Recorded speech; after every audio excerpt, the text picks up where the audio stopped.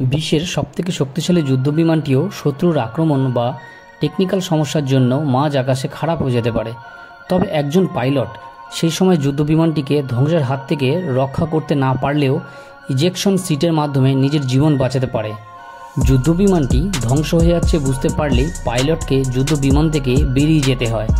সিটের নিচে থাকে অত্যন্ত শক্তিশালী রকেটের মতো একটি বস্তু, আর সিটের পাশেই থাকে একটি লিভার।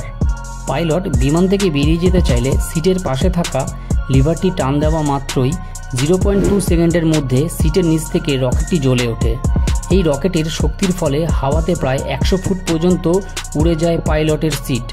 লিভার খোলা থেকে প্যারাশুট খোলা পর্যন্ত সময় লাগে 3 সেকেন্ড। প্যারাশুটটি খুলে গেলেই পাইলটের সিটটি নিচে পড়ে যায়। তখন পাইলটটি শূন্যে ভাসতে থাকে। এই পুরো প্রক্রিয়াটাকে ইংরেজিতে বলা হয় ইজেক্ট। বিমান ধ্বংস হলে পাইলটের প্রাণ বাঁচানোর এটাই হলো একমাত্র পদ্ধতি। বিমান থেকে বের হয়ে আসা প্রক্রিয়াটি কিন্তু মোটেও অত সহজ নয়। প্রচণ্ড গতিতে এই প্রক্রিয়াটি করতে হয় বলে কাঁধ ও গলায় চোট পাওয়ার সম্ভাবনা থাকে।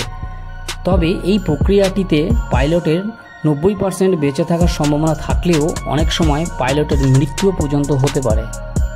এই ইজেকশন সিটটি জেমস মার্টিন উদ্ভাবন করেছিলেন, যিনি 1893 সালে নর্থার্ন আয়ারল্যান্ড ক্রসগার্ডে জন্মগ্রহণ করেছিলেন।